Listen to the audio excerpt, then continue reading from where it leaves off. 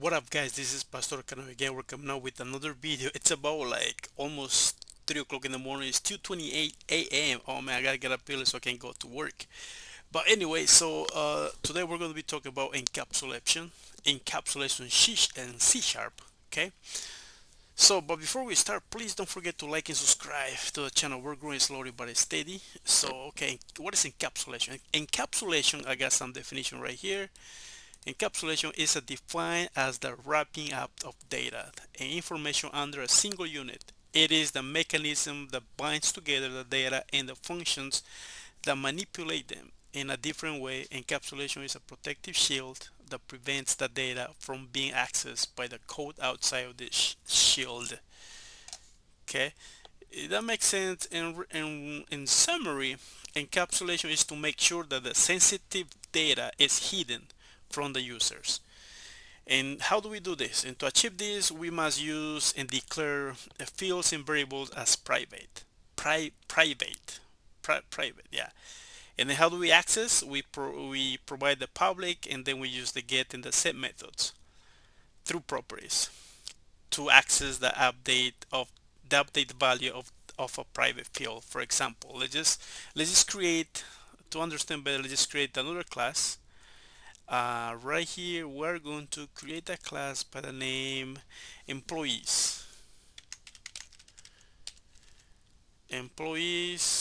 Okay, let's add it right here, and then we're going to do this public class, and then right here we're going to create our variable. Okay, we're going to do a private variable. We're going to say string lowercase employee, first letter lowercase employee name, semicolon, and then we just do another private, and we're going to say int, and right here we're going to get the employee age,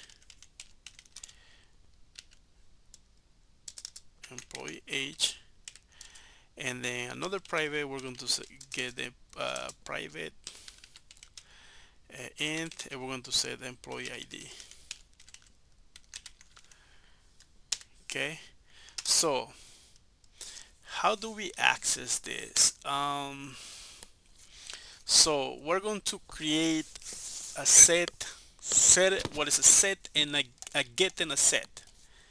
Get and set, yeah. So we're going to do a public, and we're going to say string, and we're going to use a capital letter for employee, and the first letter employee name, and then open curly braces, employee name. Okay, and right here we're going to say get, open, closing. Okay, and then we're going to do the following here. We're going to say return, and we're going to say employee name. So we have it right here, employee name, semicolon, and then we just do set, and then we just do employee name equals value, semicolon right there. Cool beans. So let's copy this, and let's just do the same thing. Let's copy twice, and then we're going to change to int, and then right here we're going to say employee age, and then right here we're going to say employee age. Right here also the same thing, and then right here we're going to say employee ID,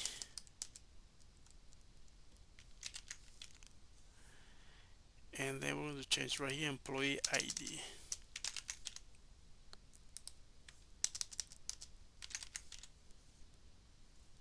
Wait, what are we doing wrong over here? Let's see, employee, yeah, private. Oh yeah, okay, let's change this to int. That's why it doesn't like it, huh? Cool beans. Okay, that's cool.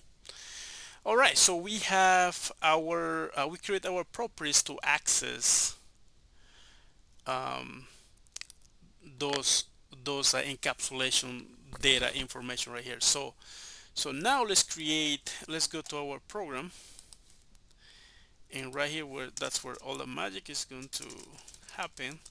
And here we're going to say employee. Is that employees, did I say? Yeah, it's employees. We're going to say employee equals new employees, open closing semicolon, and then right here we're going to say employee that. So here we're going to say, yeah, it's already showing us employee name, and right here we can say Mike Smith. Okay, and then we just do the same thing, employee that what is age, let's just put 30, 45, something like that, 45. And then we have employee ID. The ID we have equals to 1234. Okay, now we just do a console, the right line, and then we just open and close the parentheses, and then right here we're going to say employee name, and then we'll say concatenate. We're going to say this employee name. Let's copy all of that. Well, I don't think it's working. Copy this out right here, paste it right here. Should we give us the first name right there, Mike Smith, and then let's do control D, and then we're going to change right here employee age, and then let's change it right here, just this part is age, and then right here we're going to say employee ID, and then let's change that to employee ID. So that should be good. This is how we are accessing that information right here, and then let's run our program, and it should give us what we need.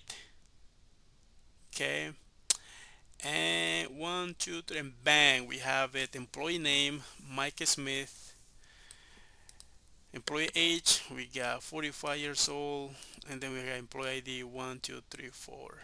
So this is how we use, this is how we do encapsulation. Just to recap, so we create a variable, and then you create properties so you can access that data, and then in the main program you just create your object, and then you use all of those properties right here, and then it should work like we did. So okay, thank you for checking the channel. It was just a pretty fast one, and hopefully this helped you on your journey, and we'll see you uh, next. All right, have a good night. Okay, bye bye.